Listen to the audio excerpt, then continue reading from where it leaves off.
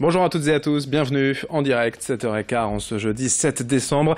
L'actualité de la région en images et en 8 minutes. On démarre bien sûr ce journal ce matin par vos prévisions météo. Un temps humide et nuageux tout au long de la journée. Personne n'échappera aux pluies aujourd'hui. Un temps humide est annoncé partout, du littoral à la métropole lilloise, avec en prime du vent, des rafales jusqu'à 60-70 km/h pour ne rien arranger. Heureusement, seul point positif s'il en est, les températures en hausse jusqu'à 8 degrés de prévu à Lille, 10 à Saint-Omer et à Dunkerque, en 11 même aujourd'hui prévu à Calais et à Boulogne. Les prévisions complètes bien sûr à retrouver après ce journal. À la une de cette édition, tout d'abord bien sûr l'hommage de la France et de la région à l'une des plus grandes idoles nationales, Johnny Hallyday, mort hier à l'âge de 74 ans. Le rocker a marqué nos vies durant plus de 50 ans et hier c'est tout le pays en quelque sorte qui s'est arrêté pour lui dire adieu. Les télés ont bouleversé leur programme toute la journée. La presse publie ce matin des dizaines d'éditions spéciales. Dans la région également, Johnny a laissé une trace indélébile. Exemple sur la côte, à Boulogne, où des fans du chanteur se sont réunis spontanément hier après-midi dans le centre-ville. 200 membres du fan club local qui se sont donné rendez-vous devant le garage de Pierrot, un passionné de Harley-Davidson. Une manière de célébrer encore une fois leur idole, de lui dire combien ils l'aiment avec leur moto, leur blouson de cuir et du rock'n'roll. D'autres hommages pourraient avoir lieu ces prochains jours et certains parlent même d'un cortège jusqu'à Paris pour rejoindre les cérémonies nationales et les funérailles dans quelques jours. Louis Caillé était à Boulogne hier pour rencontrer ses fans de Johnny Hallyday. Mes parents ils étaient déjà fans, moi après j'ai suivi. Il faut que les disques soient à la maison, après ça court. Et alors qu'est-ce qui vous a marqué durant sa carrière, durant toute sa vie? Tout ce qu'il fait c'est bien, c'est grandiose, c'est inimaginable, ses concerts, c'est un truc de ouf.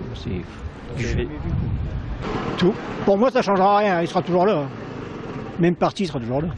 Et vous parlez de chanter samedi, s'il y avait une chanson, un titre en particulier qui vous tient à cœur? L'idole des jeunes. Et ça donne? Les gens m'appellent l'idole des jeunes. Et hier même à l'Assemblée nationale, les députés se sont levés un instant pour applaudir la mémoire du chanteur pour ce qui est donc des cérémonies nationales prévues. Les proches de Johnny et le gouvernement y réfléchissent pour l'instant, mais un cortège funèbre pourrait ainsi descendre les Champs-Élysées ce samedi avant une cérémonie religieuse au sein de l'église de la Madeleine. Le dispositif doit être officialisé aujourd'hui. Autre actualité en ce jeudi dans la région, la manifestation des salariés de Tereos hier à Lille, plus connue sous le nom de la marque de sucre Béguincé notamment. L'entreprise régionale a annoncé en octobre le déménagement de son site nordiste à Lille en région parisienne. Les effectifs passeraient ainsi de 238 à 80 salariés ici à Lille. La direction justifie cette réorganisation par un besoin de compétitivité, mais les salariés installés bien sûr dans la métropole lilloise avec leurs familles sont en grande majorité opposés à ce qu'ils vivent comme une délocalisation. Ils dénoncent surtout un manque de concertation, aucune discussion n'ayant été menée selon eux en amont avec la direction quant au choix de ce siège parisien, un site non desservi par le RER à 2 heures de route de Lille, tout simplement impossible pour eux. Explication avec un représentant du personnel au micro d'Edil Gunaï. Notre direction elle-même ne rejoindra pas le site de Moussil-Vieux. Elle va rester en fait sur le site de Paris et comme d'habitude, on ne la verra pas plus à Moussil-Vieux que nous ne la voyons à Lille. Nous lui proposons de l'aider puisqu'elle a dit qu'un problème de compétitivité existait dans le groupe, ce que nous ne comprenons pas puisque les derniers comptes qui ont été présentés sont excellents. Nous sommes tout à fait d'accord pour revoir la copie, c'est-à-dire que nous pourrions travailler avec eux à améliorer la compétitivité du groupe tout en restant sur ce site. À ce propos donc, les négociations quant aux mesures d'accompagnement des salariés ont été entamées et vont se poursuivre jusqu'au 15 mars. En bref, dans cette édition, à l'Équin, la société de transport régional d'Annins, placée en redressement judiciaire suite à l'incendie ayant touché l'un de ses entrepôts en novembre dernier. La totalité des marchandises était partie en fumée. La flotte des camions avait pu être sauvée. Mais les dirigeants ont maintenant 6 mois pour redresser la barre, accompagnés et de la justice. À Lille, un comité régional TER se tient ce soir dès 18h au siège de la région des Hauts-de-France. L'occasion pour les usagers du train d'échanger avec les élus régionaux et les responsables de la SNCF quant à leur vécu et leurs attentes. À Dunkerque, un homme de 89 ans est mort hier à l'hôpital après avoir été renversé par une voiture mardi soir avenue Kléber.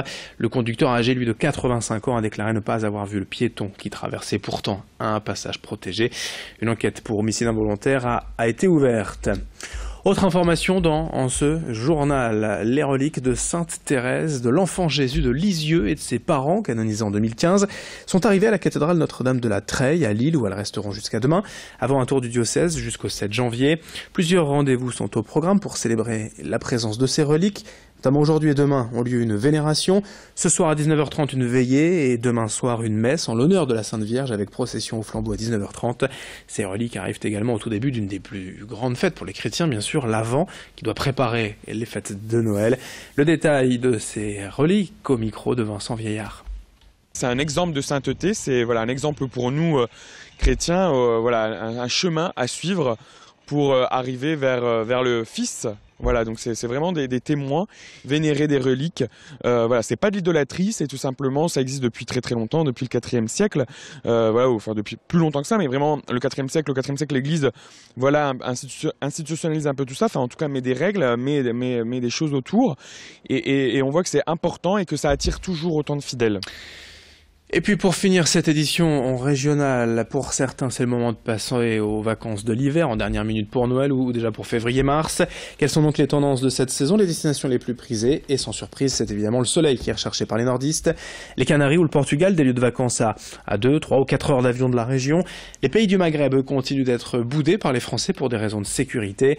Pour les plus aventuriers, le Vietnam arrive cette année en tête de demander des réservations cet hiver. Les explications de cette professionnelle au micro de Céline Huret. Les destinations phares restent essentiellement l'archipel canarien, pour le soleil de proximité, parce qu'à 4 heures de vol de l'île, c'est très, très plaisant. Ensuite, nous avons donc également Portugal. Le Portugal dont on bénéficie du départ de l'île, vraiment l'île Lisbonne, l'île Porto. Et ça, nos clients sont très friands sur du week-end, court séjour, et éventuellement l'Algarve, qui est aussi revendu l'hiver. Certes, il fait pas trop chaud, c'est tempéré, mais vraiment on a une très belle luminosité et on en a besoin, surtout les gens du Nord.